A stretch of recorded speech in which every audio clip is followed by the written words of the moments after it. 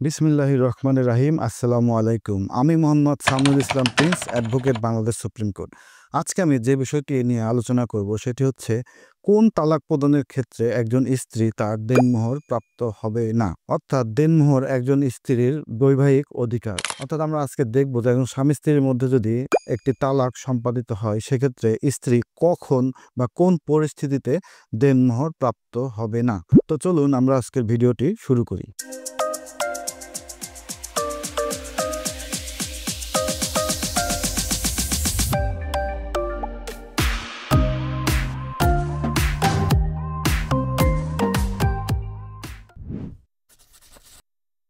বাংলাদেশে প্রচলিত পারিবারিক আইনে শুধু স্বামী নয়, স্ত্রী কর্তৃক তার স্বামীকে তালাক প্রদানেরও একটি প্রক্রিয়া সুনির্দিষ্টভাবে উল্লেখ রয়েছে।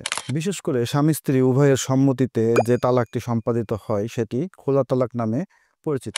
যদি স্বামী স্ত্রীর মধ্যে বনিবনা না হয় বা স্বামী স্ত্রীর মধ্যে ঘর সংসার করা সম্ভব না হয় সেক্ষেত্রে স্বামী স্ত্রী উভয় সম্মতিতে একটি তালাক সম্পাদিত করতে পারে। মুসলিম পারিবারিক আইনে উভয়ের সম্মতিতে যে তালাকটি সম্পাদিত হয় সেটি হচ্ছে খোলা তালাক বা মোবারক তালাক। মুসলিম পারিবারিক আইনে খোলা তালাক বা মোবারক তালাকের ক্ষেত্রে স্ত্রীর বকেয়া দেনমোহর বা ভরণ পোষণ বা ক্ষতিপূরণের বিষয়ে সুনির্দিষ্ট কিছু বিষয় রয়েছে। চলুন আমরা দেখি যে মোবারক তালাক বা খোলা তালাকের ক্ষেত্রে স্ত্রীর ভরণ পোষণ বা দেনমোহরের বিষয়টি কিভাবে নিষ্পত্তি হয়ে থাকে। আলোচনার শুরুতেই আপনাদেরকে জানতে হবে যে খোলা তালাক কি এবং মোবারক তালাক কি। চলুন আমরা দেখি যে খোলা তালাক কি। খোলা তালাক অর্থ হচ্ছে যে স্ত্রীর অনুরোধে স্বামীর সম্মতিতে যে তালাকটি সম্পাদিত হয় সেটি মূলত খোলা তালাক নামে পরিচিত। যখন স্বামীর সাথে ঘর সংসার করা একেবারেই সম্ভব না বা স্বামী স্ত্রীর মধ্যে বনিবনা হচ্ছে না তখন একজন নারী খোলা তালাকের পথে হাঁটেন। খোলা তালাকের ক্ষেত্রে স্ত্রী যদি গর্ভবতী হয় বা স্ত্রীর যদি কোনো সন্তান থেকে থাকে সেক্ষেত্রে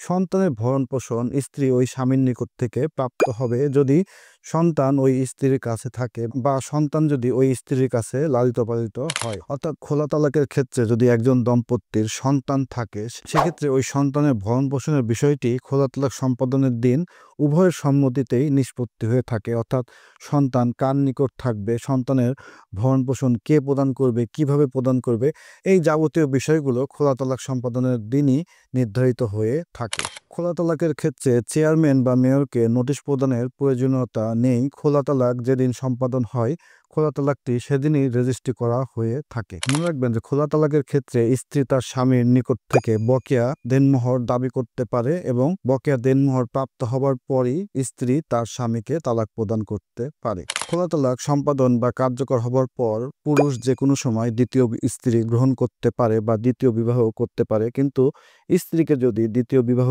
করতে হয় সেক্ষেত্রে স্ত্রীকে একটি ইদ্যৎকালীন সময় পালন করতে হবে। স্বাভাবিক ক্ষেত্রে ইদ্যৎকালীন সময়টি 90 দিন গণনা করা হয়। চলুন আমরা দেখি যে মোবারক তালাক কি। মোবারক তালাক ঠিক একইভাবে স্বামী স্ত্রী উভয়ের সম্মতিতে যে তালাকটি সম্পাদিত হয় সেটি মোবারক তালাক নামে পরিচিত। মনে রাখবেন যে মোবারক তালাকের ক্ষেত্রে স্ত্রী তার স্বামীর নিকট থেকে বকেয়া দেনমোহর বা ভরণ পোষণ দাবি করতে পারবে না। মনে রাখবেন যে বাংলাদেশে মোবারক তালাক প্রচলিত নয়, বাংলাদেশে খোলা তালাকটি বহুল প্রচলিত একটি তালাক। তো সুতরাং আমরা দেখলাম যে খোলা তালাকের ক্ষেত্রে স্ত্রী তার স্বামীর নিকট হতে তার বকেয়া দেনমোহর বা ভরণ পোষণের টাকা গ্রহণ করে অথবা ত্যাগ করে তাদের মধ্যে উভয়ের সম্মতিতে তালাক সম্পাদন করতে পারে। কিন্তু মোবারক তালাকের ক্ষেত্রে স্ত্রী তার ভরণ পোষণ বা দেনমোহরের টাকা দাবি করতে পারবে না। অর্থাৎ মোবারক তালাকের ক্ষেত্রে স্ত্রী তার স্বামীর নিকট হতে ভরণ পোষণ বা দেনমোহর প্রাপ্ত হবে না। ভিডিওটি শেষ পর্যন্ত দেখার জন্য ধন্যবাদ। আসসালামু আলাইকুম।